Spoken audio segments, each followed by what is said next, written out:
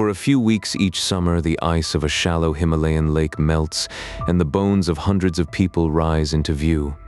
It sits at 16,000 feet in one of the loneliest places on Earth, and nobody can say why they are there. No one is buried here. The dead simply lie where they fell, scattered across the gravel and the shallows. And here is the part that should not be possible. Some of them were born thousands of miles away, on the far shores of the Mediterranean Sea. The place is called Roopkund. In recent times, people have given it a simpler name, Skeleton Lake. And how these people came to die here, at one of the loneliest spots on Earth, is a question that has only grown darker the closer we look. Roopkund sits in a bowl of rock and ice, below the great peak of Trishul in the mountains of northern India. It is so high that almost nothing lives there. For most of the year, it lies buried under snow, far above the last village, far above the last tree. And it is barely a lake at all. It is shallow, only a few meters deep, and small enough to walk around in minutes.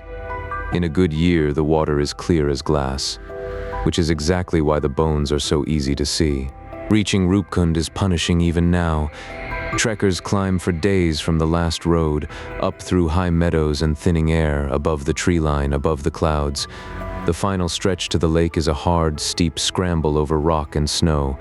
This is not a place people wander into by chance, and yet people do come, and always have. For this lonely bowl of rock is sacred ground. It lies on the path of an ancient pilgrimage to the mountain goddess Nanda Devi, a journey that local people still make once every 12 years, carrying offerings up to the high meadows below the peaks. The world learned of it almost by accident. In the middle of the Second World War, a forest ranger climbed up to the lake and looked down into the melting ice. What he found was hundreds of human skeletons lying at the bottom and along the frozen shore. At first, in those war years, officials feared the worst.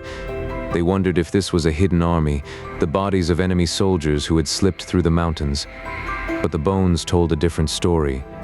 They were far too old for any war.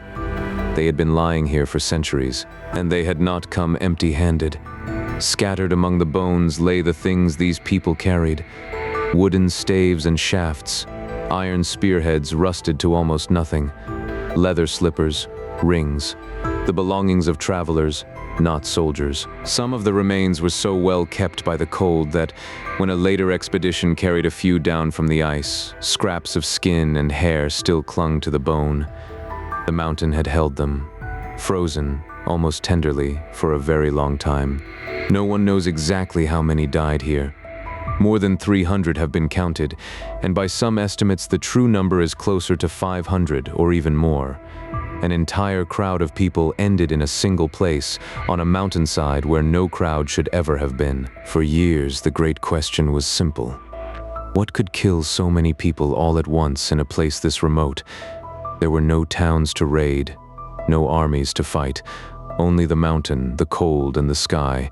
And it was the sky that gave the first answer. When the first scientists studied the skulls, they noticed something strange. Many of the dead had suffered short, heavy blows to the head and to the shoulders. Not cuts from blades, not wounds from arrows, rounded blows as if something hard and heavy had struck them from directly above. And when the bones were first dated in a laboratory in England, they seemed to point to a single distant century. Around the year 850, more than 1,000 years ago. It looked as though everyone here had died together, in one terrible moment, long before living memory. The evidence seemed to fit one answer above all: a sudden, violent hailstorm. Caught in the open, high above any shelter, the travelers would have had nowhere to hide as stones of ice fell on them from the clouds. Some of the hail, researchers suggested, may have been as large as a fist, and there was an old story that seemed to match it perfectly. A local legend sung in the villages below for generations. The legend tells of a king of the lowlands who set out on a great pilgrimage to a mountain goddess with his queen, his servants, and a troupe of dancers and musicians. High on the sacred slopes, the story goes, their music and revelry offended the goddess, and she struck them down with a storm of hail as hard as iron. It is only a story, no one can prove a word of it. But for a long time, the science and the legend seemed to tell the same tale: a doomed party of travelers killed by the sky near a lonely lake. For decades, that was the answer.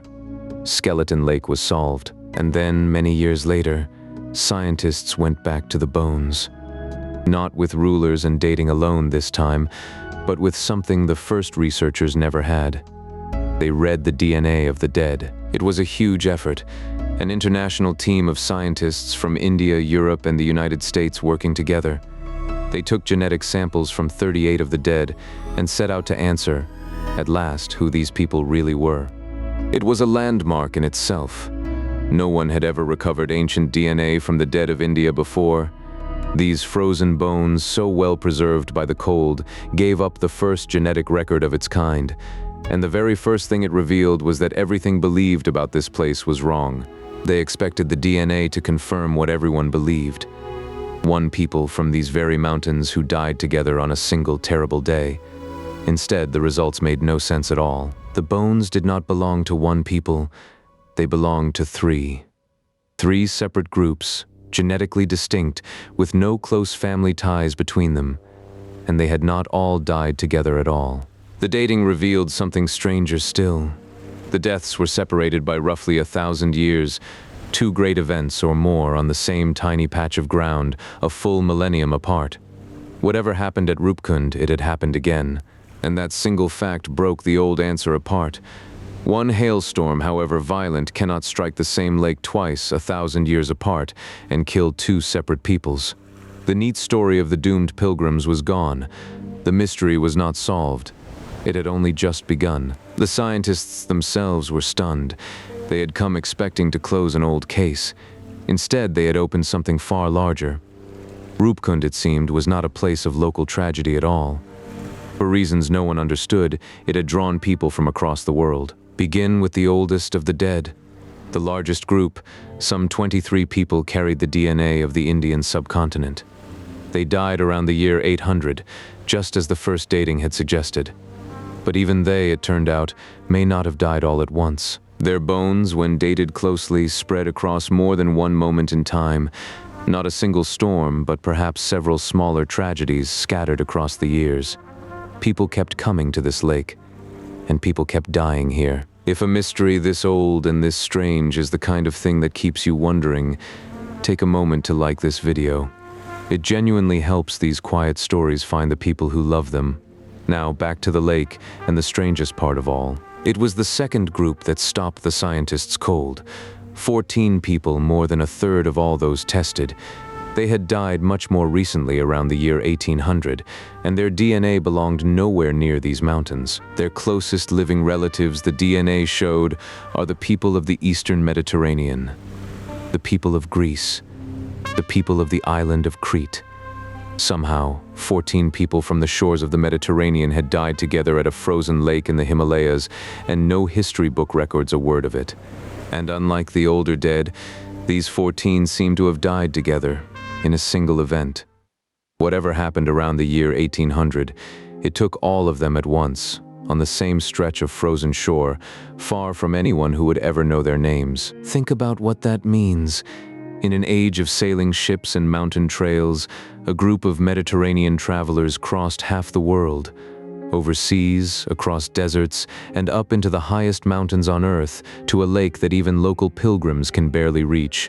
And there, all of them died. They were not one family either. The 14 were unrelated to one another. Men and women both, strangers by blood, bound together only by wherever they had come from, and by the single place where they all met their end. Even their bones remembered their lives.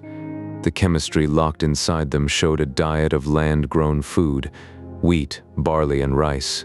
Not the fish and seafood of a coast. Wherever they had spent their days, these Mediterranean people had lived inland lives, far from the sea their ancestors came from. And there was one more. A single person, apart from all the rest, whose DNA traced not to India and not to the Mediterranean, but to Southeast Asia. One lone traveler from yet another corner of the world who died at the same lake, in the same era as the Mediterranean dead. Perhaps the hardest question of all is the simplest. Why here? Why did people, 1,000 years apart, from opposite ends of the earth, come to this same tiny lake, in this same forbidding bowl of rock, and never leave? Something about this place drew them. and something about it kept them, and so Skeleton Lake keeps its secret.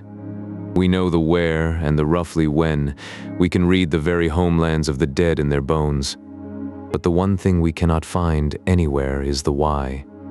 A lake at the roof of the world, filled with strangers who should never have met, from centuries that should never have touched. If you would like to keep wandering among the world's deepest and most beautiful mysteries, then stay a while and let your mind grow quiet.